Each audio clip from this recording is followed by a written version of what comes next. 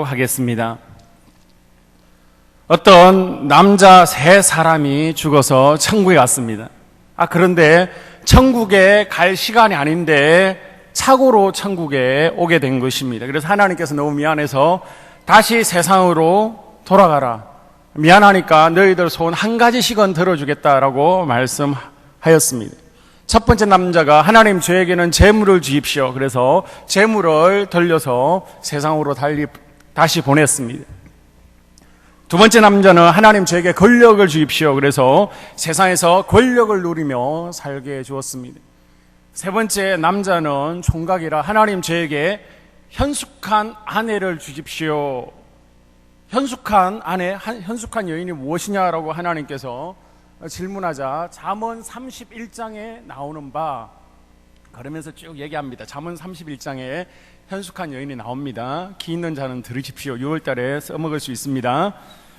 현숙한 여인에 대해서 나오는데, 남편에게 잘하고 게으르지 않고 새벽 일찍 일어나며 집안일을 잘하고 종들에게 일을 잘 맡기고 말 조심하고 지혜롭게 행하고 또 미모가 아름답고 재물을 잘 모으고 라고 얘기할 때 하나님께서 한숨을 내쉬면서 야야 그만해라, 그런 여자 있으면 내가 데리고 살겠다. 이 유머는 세상에 완벽한 여자, 완벽한 아내는 없다는 것을 우리에게 보여주고 있습니다. 그럼에도 불구하고 성경에서 요구하는 아내의 역할, 그리고 남편이 아내들에게 바라는 것들이 있습니다. 오늘 베드로전서 3장 1절에서 6절까지 보면 아내의 역할, 그리고 7절은 남편의 역할이 나오고 있습니다. 5월은 가정의 달인데요, 가정의 달을 맞이하여 지금까지 제가 예수님의 치유, 또 이적 시리즈에 대해서 쭉 했는데, 두 번은 오늘은 아내의 역할, 그리고 다음 시간은 남편의 역할에 대해서 살펴보면서 사랑이 넘치는 행복한 가정을 만들어 가기를 원합니다. 자, 그러면 성경이 말하는 아내의 역할, 남편이 아내들에게 바라는 것들은 무엇일까요? 오늘 남편들은 어깨를 펴시고 모든 화살은 제가 다 맡겠습니다. 자, 성경이 말하는 아내의 역할은 무엇입니까? 첫 번째는 돕는 배필이죠. 우리 여자분들 따라해 볼까요? 돕는 배필이다. 창세기 2장 18절에 여호와 하나님이 가라사대 사람의 독차하는 것이 좋지 못하니 내가 그를 위하여 돕는 배필을 지으리라 하시니라. 돕는 자, 조력자라는 것은 열등하다는 의미가 아닙니다. 하나님께서 여자를 남자보다 열등하게 짓지 않으셨고 남자가 여자보다 우수한 것도 아닙니다. 굳이 따진다면 오히려 남자가 오래됐고 여자가 신제품이기 때문에 여자가 더 우수할 것입니다. 여기서 돕는 배필이라는 단어는 불완전하다라는 의미를 내포하고 있습니다. 남편이 불완전하기 때문에 어떤 때는 앞에서 이끌어주고 또 옆에서 감싸주고 뒤에서 밀어줘야 됩니다. 여러분, 돕는 배필과 바라는 배필은 틀립니다. 바라는 배필은 남편의 불완전한 모습을 보고 실망을 하게 됩니다. 다른 남편들과 비교를 하게 되는 것이죠. 다른 남편들은 돈 잘 벌어 들어오고 또 일찍 들어와서 아이들과 자상하게 놀아주고 또 청소도 해주고 빨래 설거지도 해주고 휴일이면 꼬박꼬박 안 가본 데 여행도 가고 또 휴가 때면 해외로 같이 놀러 가는데 내 남편은 왜 이래? 약점을 보고 불평을 하게 됩니다. 남편이 아니라 남의 편, 적과의 동침이죠. 내가 다시 태어나면 저 왼수랑 같이 사나 봐라, 이렇게 생각을 합니다. 그러나 돕는 배필은 남편의 약점을 보고 남편의 부족한 부분을 보고는 저것은 내가 채워야 될 부분이다, 저 약점을 채우라고 나를 이 사람의 아내가 되게 하셨다라고 고백을 합니다. 그렇기 때문에 남편의 약점을 보더라도 그것 때문에 실망하지 않습니다. 그것을 내 책임이라고 생각하고 오히려 그것을 채워주고 그것을 보충해서 상대방을 온전히 세워주게 됩니다. 모관계의 여성도 여러분, 남편의 부족함이 보이십니까? 못마땅한 부분이 보입니까? 그것 때문에 하나님께서 여러분을 돕는 배필로 보내셨고 내가 존재하는 목적인 것입니다. 아멘 하세요. 자, 그럼 아내는 무엇으로 도와야 됩니까? 안정된 마음으로 남편을 도울 수 있어야 됩니다. 3절과 4절을 보십시오. 3절과 4절을 같이 읽습니다. 시작.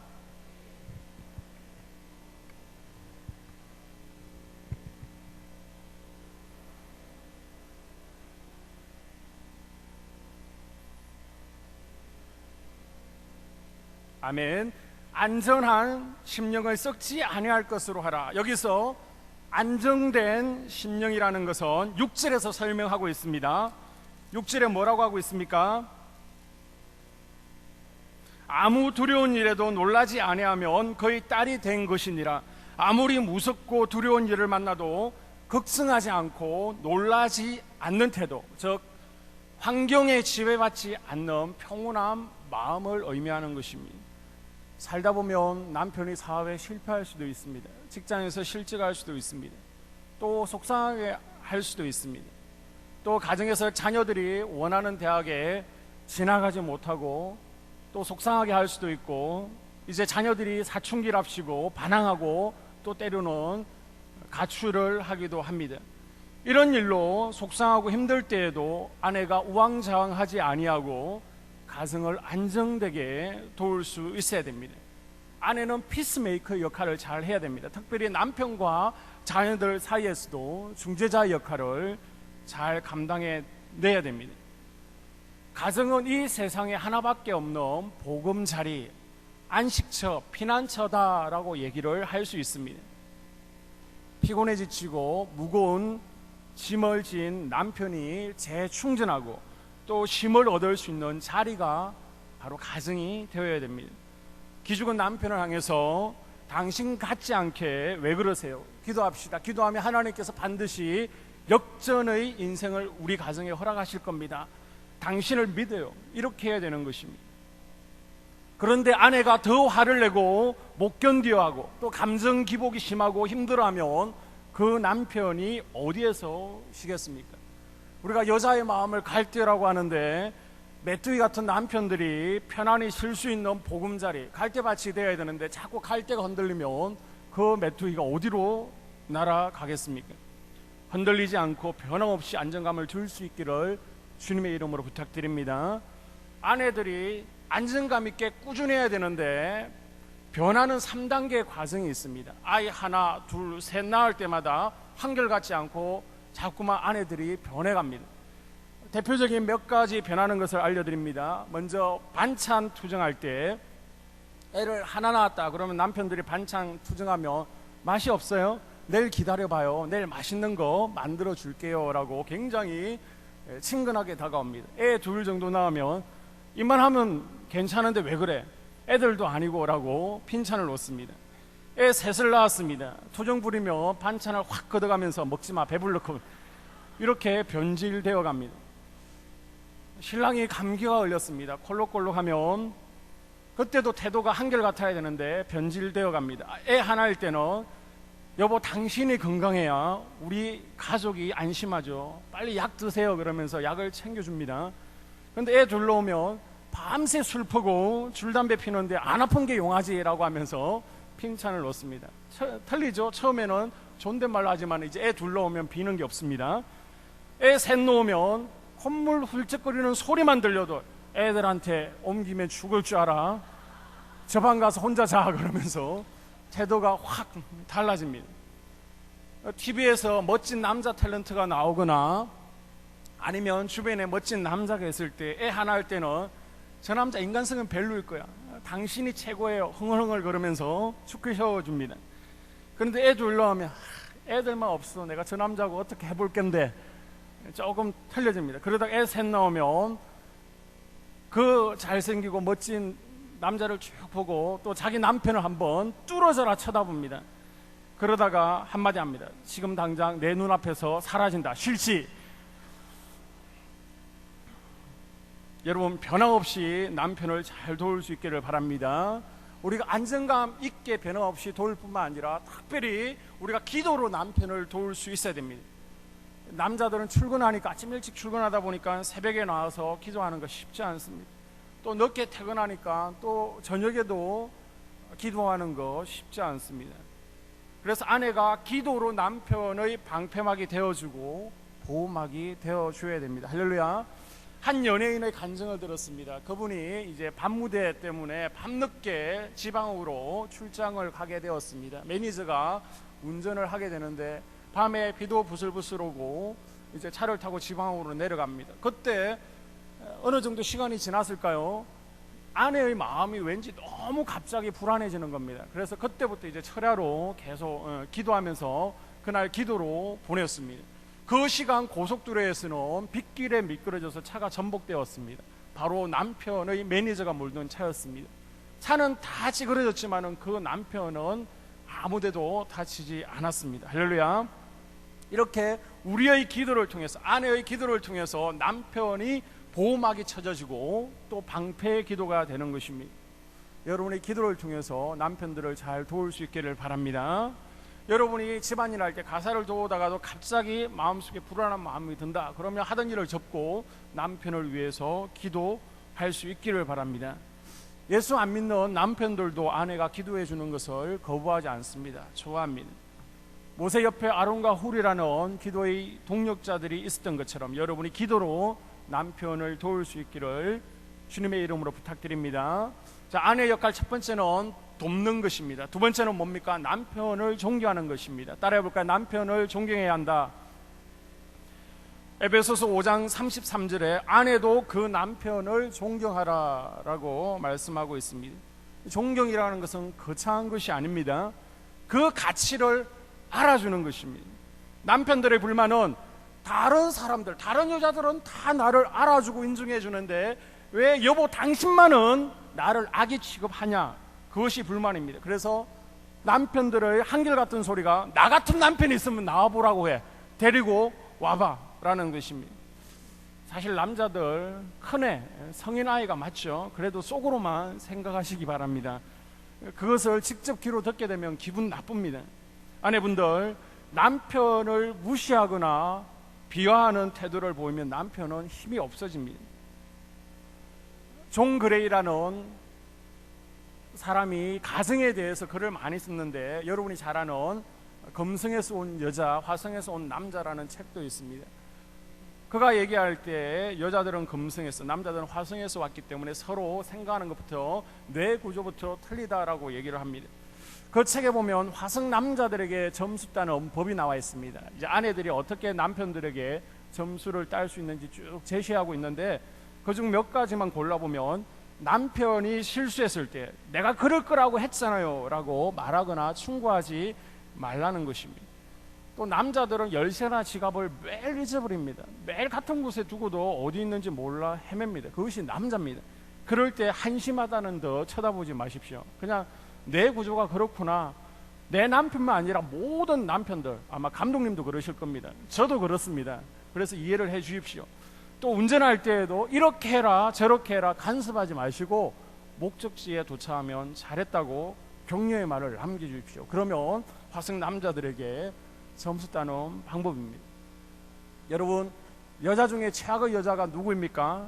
제가 한번 말씀드렸는데 여자 중에서 최악의 여자는 남편의 자존심을 건드는 여자입니다. 남자들에게 인기 있는 여자들은 예쁜 여자가 아닙니다. 잘난 몸매, 이효리 같은 몸매가 인기 좋은 것이 아닙니다. 오히려 남자를 인정해주는 여자가 더 인기가 있습니다. 왜 남자들이 젊은 여자들을 좋아합니까? 아내는 아기 취급하는데 젊은 여자들은 나를 슈퍼맨 취급을 해줍니다. 오빠 너무 멋있어요. 와, 오빠 그런 것도 할 줄 알아요. 감탄사를 연발해 주기 때문입니다. 남편들은 100번 사랑한다는 말보다는 그런 말에는 잘 감동하지 않습니다. 오히려 당신을 믿어요, 당신이 최고예요, 이 말에 그 감동을 하게 됩니다. 아내들은 남편을 다른 사람들 앞에서 또 다른 자녀들 앞에서 절대 칭찬을 주거나 공개 망신시키는 것을 절대 해서는 안 됩니다. 남편들은 자존심이 생명보다 귀하다고 생각합니다. 그런데 아내들이 당신이 그러고도 이 집 가장이에요? 애들이 뭘 배우겠어요? 남자가 그것도 못해요? 차라리 혼자 사는 게 낫지, 도장 찍을까요? 이러면 남자는 눈이 확 뒤집어지는 것입니다. 여자 중 최악의 여자는 누굽니까? 남편의 자존심을 건드는 여자입니다. 정말 맞아 죽으려고 환장한 것입니다. 대부분의 여자는 사랑받지 못할 때에 분노하지만 남자들은 무시당할 때, 아내가 인정해주지 않을 때 분노하게 됩니다. 그러면 우리 여자분들은 이렇게 생각합니다. 존경받을 만한 짓을 해야 존경하지. 그러면 남자들은 또 이렇게 답할 수 있습니다. 그러면 당신은 사랑받을 짓을 했냐? 이러겠죠. 남편은 아내에게 관심과 이해를, 그리고 아내는 남편을 인정해줘야 된다는 사실을 기억하고 더 행복한 가정을 만들어갈 수 있기를 바랍니다. 특별히 남편에게 칭찬과 격려를 아끼지 마십시오. 남자들은 아내의 말 한마디에 큰 희망과 용기를 얻습니다. 미국의 루즈벨트 대통령의 아내 엘리나에 대한 예화입니다. 그는 10살 때, 그녀는 10살 때 고아가 되었고 20살에 결혼해서 6남매를 낳았습니다.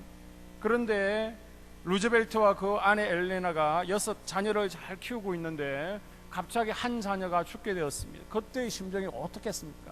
가슴이 찢어지는 듯 했을 것입니다. 그럼에도 불구하고 자기가, 사실 엄마들이 더 슬프잖아요. 그럼에도 불구하고 그 남편이 슬퍼하는 모습을 보면서 여보, 우리는 아직까지도 사랑해야 될 5자녀가 있지 않나요? 너무 슬퍼하지 마세요. 그렇게 위로를 했다는 것입니다. 그 관절염 때문에 휠체어 신세를 지는 불구자가 되었습니다. 루즈벨트 대통령이 너무 미안해서 당신은 아직도 나를 사랑하라고 물었을 때 제가 당신 다리만 사랑했나요? 라고 하면서 말로 용기를 주고 격려해 주었습니다.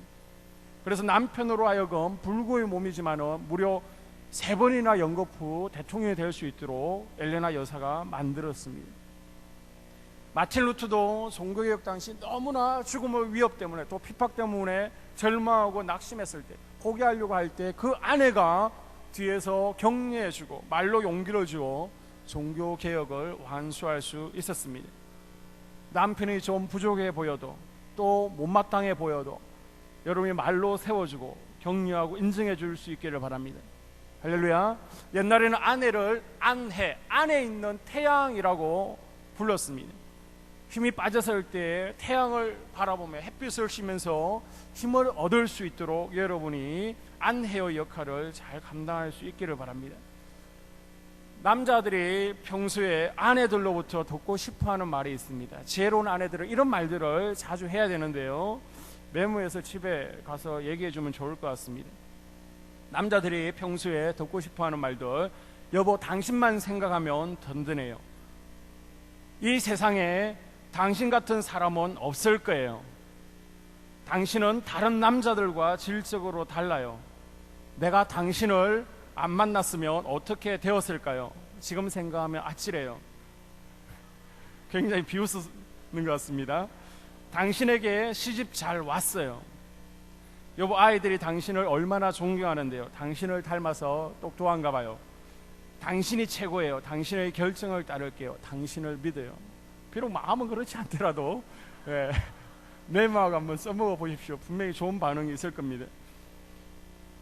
이와 반대로 남편이 듣기 싫어하는 말이 있습니다. 뭘까요? 그것은 잔소리입니다.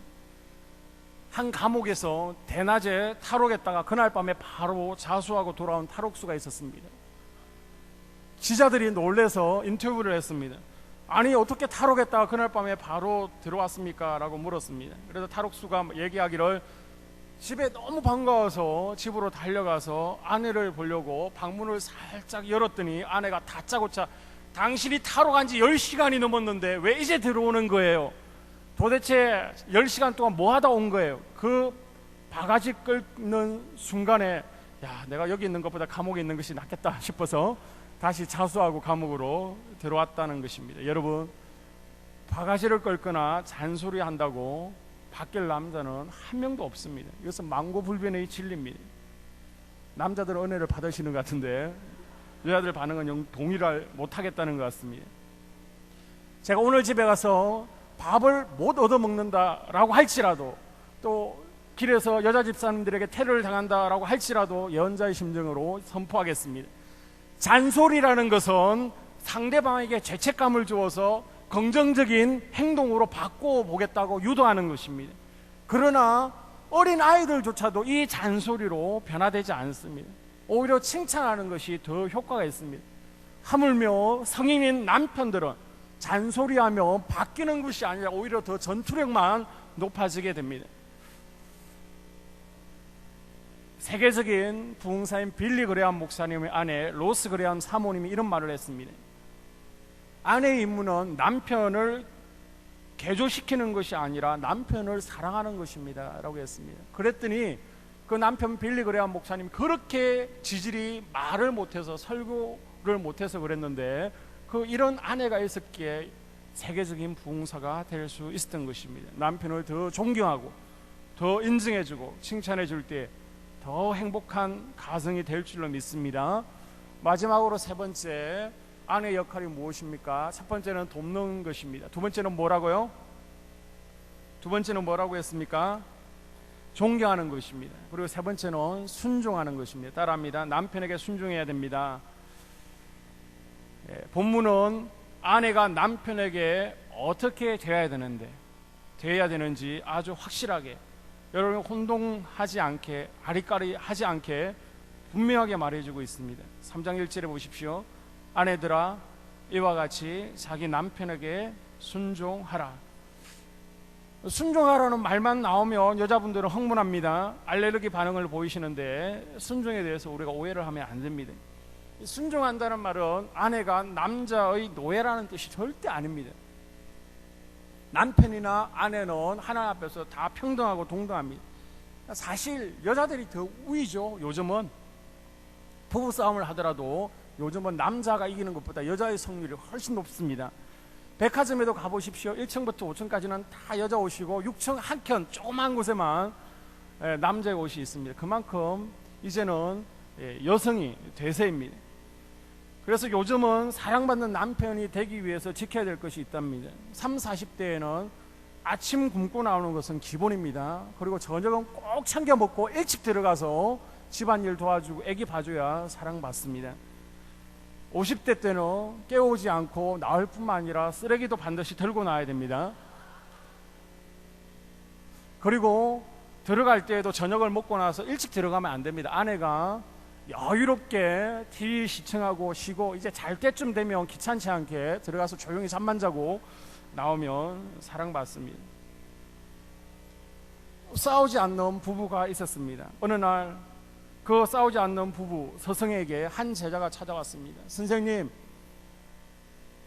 댁은 언제나 찾아봬도 한 번도 싸우지 않는 것 같습니다. 그 비결이 무엇입니까? 우리 집은 맨날 하루가 멀다 하고 싸우는데 어떻게 서성님은 한 번도 싸우지 않습니까? 라고 질문했습니다. 그 말을 들은 서성이 대답을 했습니다. 우리 부부가 싸우지 않는 것은 남편의 역할과 아내의 역할이 분명하게 정해져 있기 때문일세. 아니 그러면 그 역할이 무엇입니까? 라고 다시 질문했습니다. 그건 간단해. 큰 일은 내가 결정하고 작은 자질구레한 일들은 아내가 결정하는 거라네. 아니 그러면 사모님이 결정하는 작은 일은 무엇입니까? 그것은 뭐 가령 아파트를 옮긴다든지 아니면 자녀 결혼 문제라든지 이런 자질구레한 일은 아내가 하는 거라네. 아니 그러면 큰 일은 무엇입니까? 그건 만약에 달나라에 가서 사람이 살 수 있다면 우리 가정이 이사를 갈 것인지 아니면 남북 통일이 되면 우리가 한나라당에 들어갈 것인지 민주당에 들어갈 것인지 그런 일만 내가 결정하면 된다네 라고 얘기를 했다는 것입니다. 사실 요즘 남자들이 결정하는 것이 없죠. 그만큼 아내가 대부분 모든 것을 결정하고 주도적으로 이끌어가는 것이 지금의 현실입니다. 그렇기 때문에 순종하라 그런다고 너무 여자분들은 흥분하지 마시기 바랍니다. 오늘 본문에서 순종하라는 것은 역할의 차이가 있다는 것입니다. 남편의 역할이 있고 아내의 역할이 있다는 것입니다. 그래서 남편의 역할에 따라가 주라는 것입니다. 또 아내가 열등하다거나 못났다는 뜻도 절대 아닙니다. 부족해서도 아닙니다. 아내가 남편보다 똑똑하고 야무진 경우가 얼마나 많이 있습니까? 성경에서도 아비가일은 미련한 남편 나발을 대신해서 가정을 구원했습니다. 바울과 동력했던 브리스길라도 아굴라보다 더 유능했습니다. 아내는 능력면에서 남편을 얼마든지 앞설 수 있습니다. 그럼에도 불구하고 순종하라는 것입니다. 이 순종이라는 단어는 그리스어로 히포테스라고 그럽니다. 히포라는 것은 언더 아래에 있다는 의미입니다.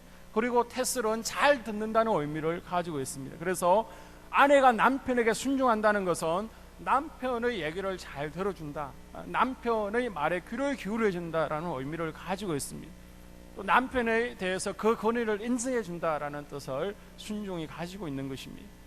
남편과 아내의 의견이 상충될 때 남편이 결정한 것을 존중하고 잘 따라가는 것이 순종이다라고 얘기를 하고 있습니다. 그런데 왜 하나님께서는 순종의 책임을 강조하실까요? 왜 아내들은 남편에게 순종해야 됩니까? 세 가지로 정리하고 마치겠습니다. 첫 번째는 가정의 질서를 세우기 위해서 남편들에게 순종하라는 것입니다.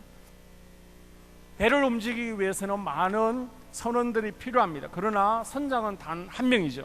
선장이 많으면 배가 산으로 가게 됩니다. 에베소서 5장 23절에 남편이 아내의 머리됨이 그리스도께서 교회의 머리됨 같으니 라고 말씀하고 있습니다. 하나님께서는 남자를 가정의 머리로 세우셨습니다. 그런데 목이 머리를 주장하려고 해서는 안 됩니다. 남편이 가정의 리더가 되려면 리더십이 있어야 되고, 또 리더십이 있으려면 따라주는 팔로우들, 리더를 따라주는 사람이 있어야 리더가 될 수 있습니다. 그렇기 때문에 따라주는 아내와 자녀들이 잘 따라주어 아버지에게 주도권을 주고 따라가야 되는 것입니다. 남편이 남편다워야 따라가죠. 순종하죠. 남편이 능력을 보여주면 순종하겠습니다. 이것은 잘못된 생각입니다. 아내들은 조건을 달면 안 됩니다. 남편이 이쁜 짓을 하고 사랑을 주고 돈을 잘 벌고 할 때만이 아닙니다. 남편이 비록 무능력할지라도, 돈을 벌어오지 못할지라도, 또 속을 썩일지라도 남자가 가정의 주도권을 가지는 것이 성서적이며 하나님의 법칙입니다. 그래서 남편들은 가정의 책임자적인 의식을 가져야 됩니다. 이것이 뒤바뀌면 문제가 되는 것입니다. 아담과 하와를 보십시오. 하와가 뱀의 유혹을 받고 하와가 아담을 리드해가고 주도해 갈 때 그 가정이 깨어진 것을 우리는 분명히 교훈 얻을 수 있습니다. 바랑이는 남편들은 아내에게 순종만을 요구하지 말고 또 가정의 최종 책임자로서 의무를 다할 수 있기를 주님의 이름으로 부탁드립니다. 또 우리는 왜 남편에게 순종해야 됩니까? 가정의 질서를 세울 뿐만 아니라 불신 남편을 구원하기 위해서 남자들에게 순종해야 됩니다. 에덴 동산이 만약 한국에 있었다면 인류는 타락하지 않았을 것입니다. 왜 그럴까요? 왜 에덴 동산이 한국에 있었다면 인류가 타락하지 않았을까요? 뱀이 하와를 유혹하기 전에 아담이 벌써 뱀탕 끓여 먹었을 것입니다. 또 만약 하와가 유혹에 넘어갔을지라도 아담은 절대 넘어가지 않았을 것입니다. 왜요? 유교적 사상에 있었던 아담은 한국 남자들이 여자 말 듣는 거 봤냐 그러면서 절대 말을 듣지 않았을 것입니다. 그런 면에서 오늘 본문 3장 1절 말씀은 한국 여자들에게 주는 너무 귀한 말씀입니다. 남편 마음을 바꿀 수 있는 아내의 비결을 알려주고 있습니다. 무엇입니까? 3장 1절 하반절에 이는 혹 도를 순종치 않는 자라도 불신자입니다. 말로 말미암지 않고 그 아내의 행위로 말미암아 구원을 얻게 하려 함이니. 여러분, 믿지 않는 남편을 구원하는 가장 좋은 방법은 무엇입니까? 말이 아니라 행동으로 보여주는 겁니다. 남편이 말을 무례하게 해도, 속을 썩여도, 술 친구를 데리고 늦은 밤에 데리고 2차 와도 더 예의를 지키고 더 잘하라는 것입니다. 왜요? 그 불쌍한 인간을 구원하기 위해서입니다. 여러분, 잔소리한다고 남편이 변화되고 구원받게 되는 것이 아닙니다. 아무리 시끄럽게 떠들어대도 남편은 움직이지 않습니다. 말씀대로 가정의 질서를 위해 순종할 때, 또 행동으로 보여줄 때 마음이 움직여지고, 또 주님께로, 여러분의 남편이 주님께로 돌아오는 역사가 일어날 줄을 믿습니다. 마지막 세 번째 이유는 왜 순종해야 됩니까? 하나님의 명령이기 때문입니다. 남편에게 순종해야 되는 성서적인 근거가 어디에 있습니까? 에베소서 5장 22절에 보십시오. 자기 남편에게 복종하라. 한 번이면 얼마나 좋습니까? 디모데전서 2장 5절에서도 자기 남편에게 복종하라. 오늘 본문 3장 1절에서도 자기 남편에게 순종하라. 계속 순종을 강조하고 있습니다. 하나님과 동등하셨던 예수님께서 우리를 사랑하셨기에 하나님께 순종하시고 십자가를 지었습니다. 이렇게 예수님께서 순종의 모범을 보이셨고 우리에게 똑같이 하기를 원하고 계십니다. 그럼 어떻게 순종하라는 것입니까? 그 모범이 제시되고 있는데 그 모범이 바로 예수 그리스도입니다. 3장 1절에 보십시오. 아내들아 이와 같이 그 정답이 2장 21절에 있죠. 2장 21절에 보면 바로 그리스도 같이 우리가 그리스도에게 하는 것처럼 하라는 것입니다. 더 정확하게 에베소서 5장 22절에서는 자기 남편에게 복종하기를 죽게 하듯 하라라고 말씀하고 있습니다. 쉽지 않겠지만은 이 말씀을 지키기 위해서 노래가는 우리 성도님들 될 수 있기를 바랍니다. 오늘 제목에 나온 사라의 딸, 아브라함의 아내 사라는 참 불쌍한 여인이었습니다. 이보다 더 불쌍한 여인이 어디 있었을까요? 왜 불쌍합니까?